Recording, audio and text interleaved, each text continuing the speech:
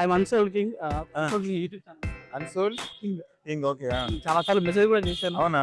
ఆ, ఎట్లా ఇచ్చా? ఎప్పుడు రాలేదు. మా పొద్దులు రావడం అయితే చాలా హ్యాపీగా ఉంది.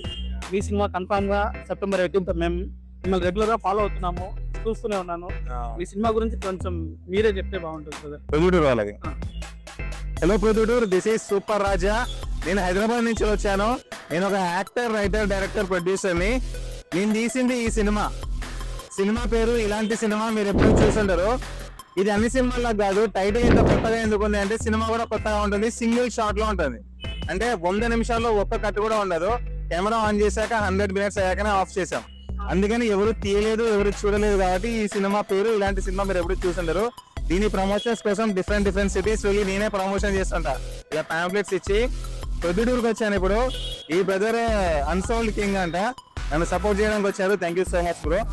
మీకు పొద్దుటూరు రావడం, ఈ మా రాయలసీమ నేచర్ అదంతా మీకు దానిలోనే తెలుస్తుంటుంది కదా, ఏ విధంగా ఉంది మీకు ఎలా అనిపిస్తుంది?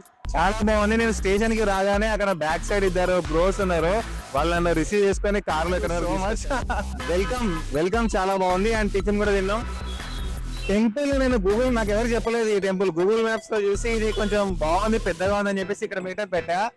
ఇంత బిజీ ప్లేస్ లో కూడా ఎంత మంది వచ్చారో, చాలా మంది కలిసారు. అది అభిమానం, ప్రేమ అంటే. Thank you so much. Me cinema ఎందుకు చూడాలి అనేది ఒకసారి. సినిమా ఎందుకు చూడాలి అంటే మీరు ఎప్పుడు చూడాలి సినిమా, మీరు షార్ట్ బై షార్ట్ సినిమా ఎప్పుడు చూసేదే.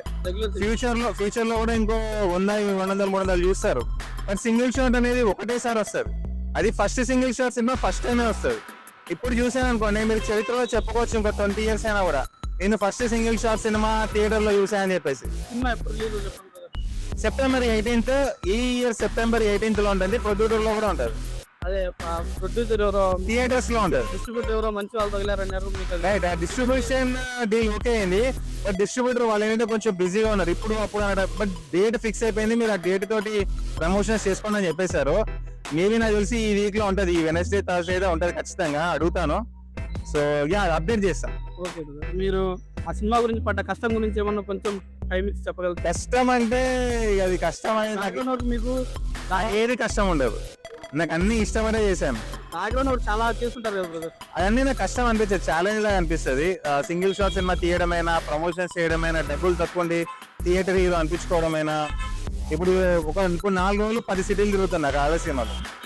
మరి 4 days 10 cities తిరగడం అనేది కష్టం అనిపించదు, ఛాలెంజ్ లాగా అనిపిస్తుంది. యాక్చువల్గా మీరు సినిమా స్టార్ట్ చేసినప్పుడు మీకు జనాలు కూడా తెలియదు కదా. అవును, మీరు ఫస్ట్ స్టార్ట్ చేసినప్పుడు ఏమనుకున్నారు, ఇప్పుడు ఏ విధంగా ఉంది మీకు రెస్పాన్స్ అర్థం అవుతుంది కదా.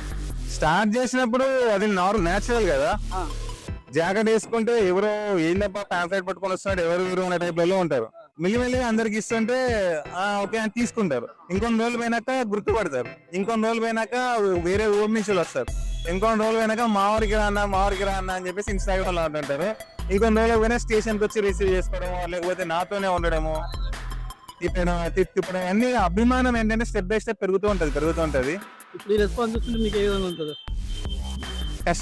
కష్టానికి ఫలితం, అంతే, ఏం లేదు. Thank you. కింగ్ అంట, ఒకసారి అది చూడండి, నచ్చితే సబ్స్క్రైబ్ ఫాలో చేయండి ఓకేనా.